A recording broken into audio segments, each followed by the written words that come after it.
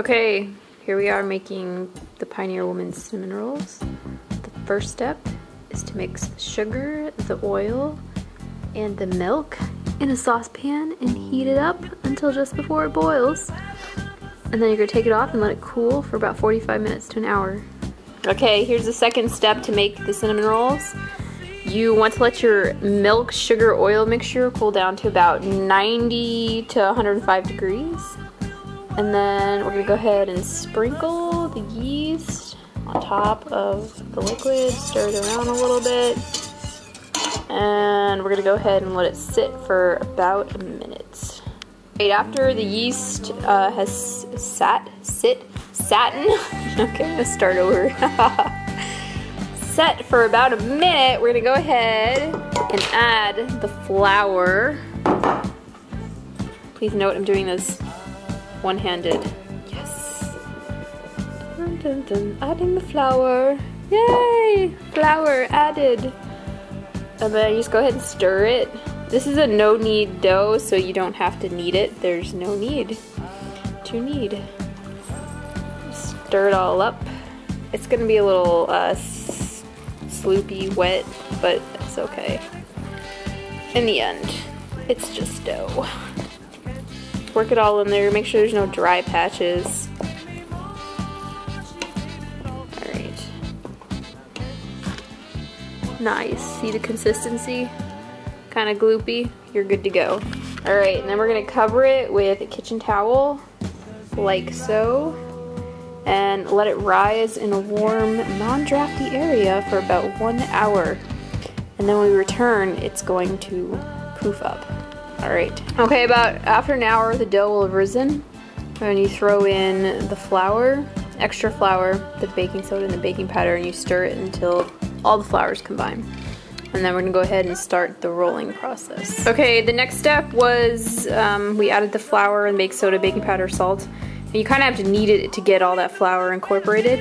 And then we're gonna go ahead and you stretch it out to a long piece, and you wanna roll it out to 10 inches by 30 inches. It's gonna be pretty thin, so just make sure you flour the surface so it doesn't stick to the counter. And then we're gonna go ahead and roll it out. Okay, I've gone ahead and I've rolled the dough out to a 10 inch by 30 inch long rectangle, as you can see. And then I'm gonna go ahead and I softened a stick and a half of butter. I chose salted this time.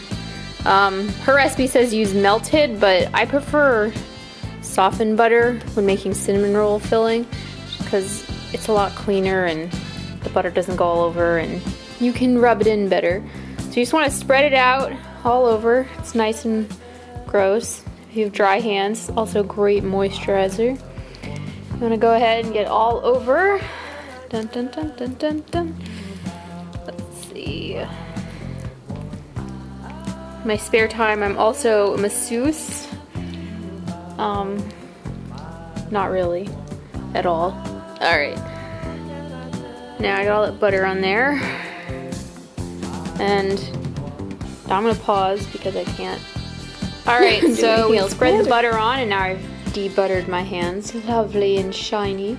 And we're gonna go ahead and sprinkle 1 cup of brown sugar all over this buttered dough. She uses white sugar, but I really like the extra depth of flavor and molassesy thing that brown sugar gives to cinnamon rolls. It's a lot more tasty in my opinion. Alright, go ahead and spread that in. Dun dun dun dun dun dun dun dun dun dun dun. I do believe next I need to invest in a tripod because one-handed baking is interesting. Alright, we got all that brown sugar in there, 1 cup of brown sugar. We're going to take cinnamon. Can you see? Cinnamon ground. And go ahead and do a nice, generous sprinkle over the top. You don't have to measure, but I mean, don't put like a cup of cinnamon. That'll be gross and you'll be gagging. And you know what? I recently heard that that cinnamon thing, if you eat a tablespoon of cinnamon in under a minute, you could actually die. I know we made my little brother do it. He didn't die, but it was really gross. It just like, I don't know, stops up your salivatory glands or something. Pretty sure salivatory is not a word. I'm just gonna scratch that part from the video. Alright, so we got it all cinnamoned up. Awesome. We're good to go. Now we're gonna start the rolling process. So, how's this gonna work? So you kind of just roll it up from the edge. Dun, dun, dun, dun, dun, dun, dun, all the way. I love making cinnamon rolls. There's something so awesome about it. And then I kind of tuck it a little as I go under, just to make it a little bit tighter. Some people vary on this technique, but I like doing it. Alright. So that's how you do that. Go ahead and roll the whole thing up. See how pretty? Look how pretty! And then I'm going to kind of pinch it to seal the seam so all the yummy, sugary, fatty goodness doesn't come out. Like so.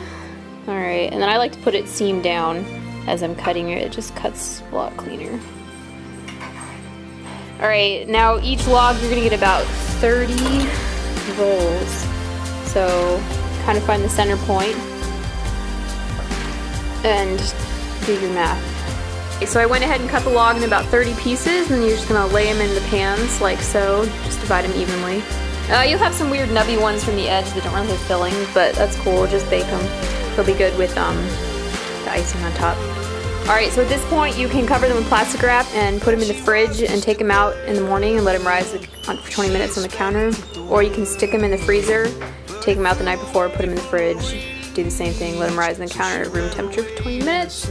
Or you can just let them sit for about 20 minutes right now and go ahead and bake them in a 350 oven until nice and golden brown.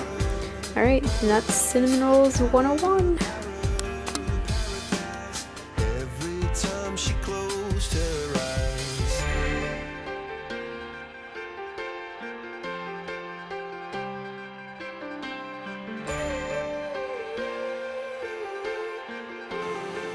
Alright, here we are drizzling the coffee maple icing on top of cinnamon rolls. Mom, go to the next one, that's a lot. Dun, dun, dun, dun. It's kind of thick, but that's okay. The heated cinnamon rolls will thin it out and it'll all melt into little crevices of yummy cinnamon goodness. Alright. Thanks, Mom.